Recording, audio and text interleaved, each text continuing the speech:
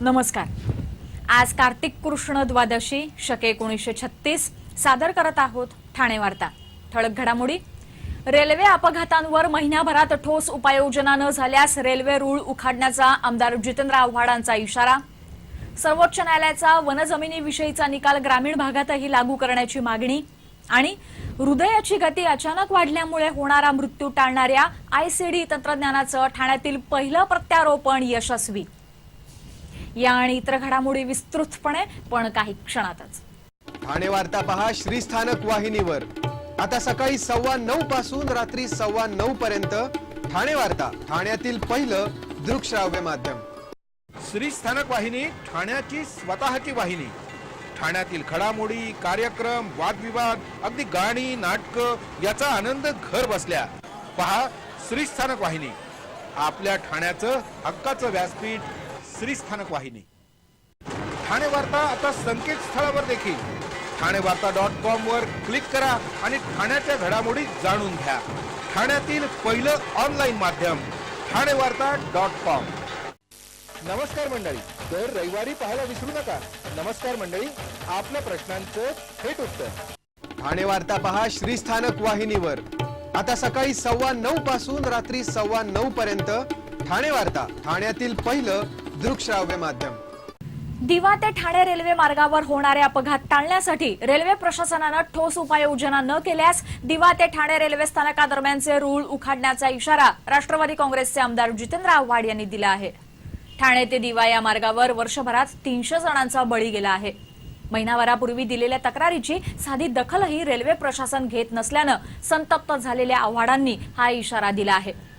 Railway स्थानकाबाहेर रुग्णवाहिकांची संख्या वाढवावी, गर्दीच्या वेळी दिव्यावरून गाड्या सोडाव्यात, ठाणे डोंबिवली शटल सेवा सुरू करावी अशा मागण्या महाव्यवस्थापकांना दिलेल्या निवेदनात करण्यात आल्या होत्या। पण रेल्वे प्रशासनानं या मागण्यांना फारसा प्रतिसाद दिला नाही। या भागातील लोकसंख्या वाढत असताना प्रशासन याबाबत गांभीर्य दाखवत नसल्याचा आरोप आव्हाड यांनी केला आहे। 5वा आणि 6वा रेल्वे मार्ग होण्यासाठी आणखी काही काळ लागणार आहे। तोपर्यंत प्रवाशांचे मृत्यू होऊ द्यायचे का असा प्रश्न आव्हाड यांनी उपस्थित केला आहे।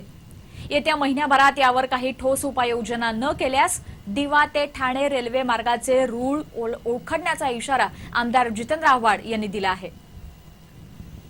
ठाणे शहरामध्ये ठिकठिकाणी स्वच्छता अभियान राबवणाऱ्या ठाणे महापालिकेच्या मुख्यालयातील स्वच्छतागृहातच घाणीचं साम्राज्य दिसत आहे।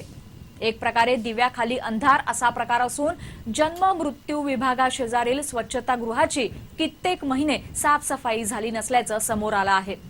ठाणे महापालिकेच्या पाचपाखाडी येथील मुख्यालयात तळमजल्यावर हे स्वच्छतागृह आहे। स्वच्छतागृहाची साफसफाई झाली नसल्यानं पालिका कर्मचाऱ्यांसह पालिकेत येणाऱ्या नागरिकांनी या स्वच्छतागृहाचा वापर करणं बंद केलं आहे। याबाबत पालिका अधिकाऱ्यांना विचारलं असता त्यांनी काही भाष्य करण्यास नकार दिला। स्वच्छता अभियानासाठी लाखोंची उधळण करणाऱ्या पालिकेला स्वतःच्या वास्तूतील ही अस्वच्छता दूर करता येत नसल्यानं नाराजीचे सूर उमटू लागले आहेत। सर्वोच्च न्यायालयाचा निर्णय जिल्ह्यातील अल्पभूधारक शेतकरी आणि शेतमजुरांच्या खासगी वनक्षेत्रातील सुमारे 3 लाख एकर जमिनीला लागू करून या जमिनी वनकायद्याच्या कचाट्यातून सोडवाव्यात अशी मागणी भारतीय जनता पक्षाच्या राष्ट्रीय परिषदेचे सदस्य ओमप्रकाश शर्मा यांनी केंद्रीय पर्यावरण मंत्र्यांना पाठवलेल्या निवेदनात केली आहे। वन खात्याने खासगी वनक्षेत्रातील जमिनी घेताना केवळ नोटिसा देऊन त्या ताब्यात घेतल्या। जमिनीच्या 7-12 उतार्यावर त्याची नोंद घेताना दुसरी बाजू ऐकून घेतली नाही। या मुद्द्यावर सर्वोच्च न्यायालयानं जमीनधारकांना न्याय दिला। त्यामुळे मुलुंडपासून कोळशेतपर्यंतची हजारो रहिवाशांची जमीन वनकायद्याच्या कचाट्यातून सुटली। तोच निर्णय जिल्ह्यातील ग्रामीण भागातील जमीनधारकांना लागू करावा असं शर्मा यांचं म्हणणं आहे। ठाणे पालघर जिल्ह्याच्या भिवंडी, वाडा, जव्हार, मुखाडा, वसई या ग्रामीण भागातील शेतकरी विविध वनकायद्याच्या बडग्यामुळे देशोधडीला लागला आहे, तर खासगी वनक्षेत्रातील जमिनीवरील निर्बंधामुळे तो पूर्णपणे हतबल झाला आहे। या सामान्य शेतकऱ्यांना वाली कोण असा प्रश्न शर्मा यांनी उपस्थित केला आहे। ग्रामीण भागातील छोट्या शेतकऱ्यांना वनविभागाच्या परवानगीशिवाय काहीच करता येत नाही। या शेतकऱ्यांच्या सातबाराच्या उतार्यावरील वन म्हणून नोंद झालेली नोंद काढल्यास शेतकऱ्यांना आपली जमीन अन्नधान्याचं उत्पादन घेता येईल, घर बांधता येईल, यासाठी सर्वोच्च न्यायालयाचा निकाल ग्रामीण भागातील शेतकऱ्यांना त्वरित लागू करण्याची मागणी ओम प्रकाश शर्मा यांनी केली आहे। सार्वजनिक कामकाजात पारदर्शकता रुजवावी म्हणून प्रसारमाध्यमांनी समाजाला मार्गदर्शन करावं असे विचार जनादेशचे संपादक कैलास म्हापदी यांनी व्यक्त केले। जिल्हा माहिती कार्यालय आणि ठाणे शहर दैनिक पत्रकार संघाच्या वतीनं आयोजित राष्ट्रीय पत्रकार दिनाच्या कार्यक्रमात म्हापदी बोलत होते। बातमीचा पाठपुरावा हा पत्रकारितेचा आत्मा आहे। रेडिओ ते सामाजिक संकेतस्थळांपर्यंत अनेक माध्यमं आहेत, त्यामुळे मुद्रित माध्यमांनी नाराज होऊ नये, उलट यामुळे मुद्रित माध्यमांची जबाबदारी अधिक वाढली आहे। पूर्वी पत्रकारितेत कष्ट होते, मात्र आता अत्याधुनिक आणि अद्ययावत यंत्रणेमुळे कामकाज सुलभ आणि गतीनं होत असल्याचं कैलास म्हापदी यांनी सांगितलं। तर जय महाराष्ट्रचे कार्यकारी संपादक शैलेश लांबे यांनी प्रसिद्धी माध्यमांवरील अत्याधुनिक तंत्रज्ञानाचा वापर करण्यास शिकलं पाहिजे अशी अपेक्षा यावेळी व्यक्त केली। या कार्यक्रमात डीम्ड कन्व्हेन्स हाऊसिंग सोसायटी या पुस्तकाचं प्रकाशन करण्यात आलं। ठाणे वार्ता पहा श्रीस्थानक वाहिनीवर आता सकाळी 9:15 पासून रात्री 9:15 पर्यंत ठाणे वार्ता, ठाण्यातील पहिलं दृकश्राव्य माध्यम। आपला परिसर स्वच्छ आणि सुंदर ठेवण्यासाठी ठाणे महापालिकेत सहकार्य करा। ओला सुका कचरा वेगवेगळा जमा करा आणि रोगराईपासून मुक्तता मिळवा। ठाणे वार्ता आता संकेतस्थळावर देखील ठाणेवार्ता.com वर क्लिक करा आणि ठाण्याच्या घडामोडी जाणून घ्या। ठाण्यातील पहिलं ऑनलाईन माध्यम ठाणेवार्ता.com। डॉक्टर आणि रुग्णांचं पिढ्यानपिढ्यांचं जिव्हाळ्याचं नातं म्हणजेच डॉक्टर बेडेकर हॉस्पिटल आता अत्याधुनिक सोयी सुविधा आणि तंत्रज्ञानयुक्त वंध्यत्व निवारण केंद्रात IVF आणि टेस्ट ट्यूब बेबीची ही सुविधा। Doctor Bedekar hospital, Maharshi Karvepath, Thane. 65 वर्षांची निरंतर सेवा। Jaipuri jewellery exhibition cum sale, 50% बचत। American diamond sets, mangalsutra, fancy bracelet, fancy earring top, radium आणि गोल्ड प्लेटेड बांगड्या आणि अन्य ज्वेलरी फक्त जयपुरी ज्वेलरी एक्झिबिशन मध्ये, अशोका बेसमेंट जवळ, गोखले रोड, नौपाडा, ठाणे पश्चिम। ठाणे वार्ता पहा श्रीस्थानक वाहिनीवर आता सकाळी 9:15 पासून रात्री 9:15 पर्यंत ठाणे वार्ता, ठाण्यातील पहिलं दृकश्राव्य माध्यम। ठाणे कळवा मुंब्रा परिसरात तरुणांना नशेच्या जाळ्यात ओढणाऱ्या टोळीचा बंदोबस्त करावा अशी मागणी महापौर संजय मोरे यांनी पोलीस आयुक्तांकडे एका पत्राद्वारे केली आहे। शालेय तसंच महाविद्यालयीन विद्यार्थ्यांना नशेच्या जाळ्यात ओढणारी टोळी बुक या सांकेतिक भाषेत नशेची पावडर महागड्या दरानं विकत आहे। हा प्रकार गंभीर असून याची दखल ठाण्याचे महापौर संजय मोरे यांनी घेतली असून ठाण्यासह परिसरात सक्रिय होत असलेल्या या टोळीबाबत तातडीनं उपाययोजना करण्याची मागणी पोलीस आयुक्तांकडे केली आहे। तरुण वर्गाला नशेच्या जाळ्यात ओढण्याचं काम काही समाजकंटकांच्या माध्यमातून होत असून मूठभर लोकांच्या फायद्यासाठी देशाची भावी पिढी बर्बाद होईल अशी भीती निर्माण होत आहे। ठाणे महापालिका क्षेत्रात कार्यरत असलेल्या या टोळीचा शोध घेऊन त्यांचा वेळीच बिमोड करण्यात यावा अशी मागणी महापौर संजय मोरे यांनी पोलीस आयुक्तांना दिलेल्या पत्रात केली आहे। शहरी भागातील मुलांना फारसा माहीत नसलेल्या लगोरी या खेळाचा शालेय क्रीडा स्पर्धेत समावेश करण्यात आला आहे। महाराष्ट्र लगोरी संघटना आणि हौशी लगोरी फेडरेशन ऑफ इंडिया यांच्या 4 वर्षाच्या अथक प्रयत्नानंतर राज्य शासनानं या वर्षीच्या शालेय क्रीडा स्पर्धेत लगोरीचा समावेश केला आहे। पूर्वी भरपूर मोकळ्या जागा असत, त्यामुळे त्यावर लगोरी खेळ खेळता येत असे, मात्र आता मोकळ्या जागाच नष्ट होऊ लागल्या असून मुलांना अंगणात खेळणंही दुरापस्त झालं आहे। त्यामुळे आजकालच्या मुलांना लगोरी खेळाविषयी फारशी माहिती नाही।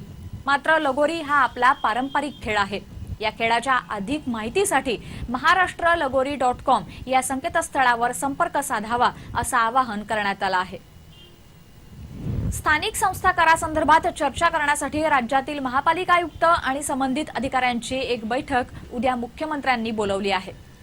फेडरेशन ऑफ असोसिएशन ऑफ महाराष्ट्रच्या शिष्टमंडळानं मुख्यमंत्र्यांची काल भेट घेऊन स्थानिक संस्था कर रद्द करण्याची मागणी करणारं निवेदन दिलं। त्यावेळी मुख्यमंत्र्यांनी ही माहिती दिली। स्थानिक संस्था कर आणि जकात रद्द करण्याबाबत शासन सकारात्मक आहे। राज्याचं आर्थिक नुकसान न होता याबाबत योग्य पर्यायांचा विचार करून तसंच सर्व तांत्रिक बाबी तपासून याबाबत निर्णय घेतला जाईल। काही महापालिका क्षेत्रात कर वसुलीसाठी सक्ती केली जात असून व्यापाऱ्यांवर गुन्हे दाखल करण्यात आले आहेत। त्याबाबतही योग्य तो निर्णय घेतला जाईल असं आश्वासन मुख्यमंत्र्यांनी यावेळी दिलं. रक्तदाब, मधुमेह अशा विविध कारणांमुळे ज्यांचं हृदय कमजोर झालं आहे आणि त्यामुळे अचानक नाडी जलद होऊन आकस्मिक मृत्यू येऊ शकतो, अशा रुग्णांसाठी वरदान ठरणाऱ्या इंटेन्सिव्ह कार्डिओव्हर्टर डिफिब्रिलेटर म्हणजेच आयसीडीचं ठाण्यातील पहिलं प्रत्यारोपण ठाण्याच्या गोडबोले हार्ट केअर हॉस्पिटलमध्ये यशस्वीपणे करण्यात आलं. ही शस्त्रक्रिया यशस्वी करणाऱ्या डॉक्टर आशिष नाबर आणि चैतन्य गोखले यांनी एका पत्रकार परिषदेत ही माहिती दिली. आम आदमी पक्षाचे ठाणे लोकसभा मतदारसंघातील उमेदवार संजीव साने यांच्यावर ही यशस्वी प्रत्यारोपण शस्त्रक्रिया करण्यात आली. विविध कारणांमुळे हृदय कमजोर झाल्यानं अचानक नाडीचे ठोके वाढू लागतात. सर्वसाधारणपणे 60 ऐवजी नाडीचे ठोके 150 ते 200 एवढे होतात.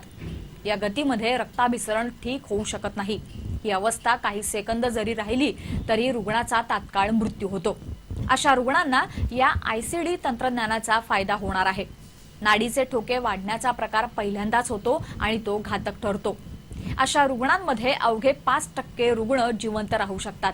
मात्र हे आयसीडी तंत्र रुग्णाच्या शरीरात प्रत्यारोपण केल्यानंतर ते रुग्णाच्या हृदयावर लक्ष ठेवतं.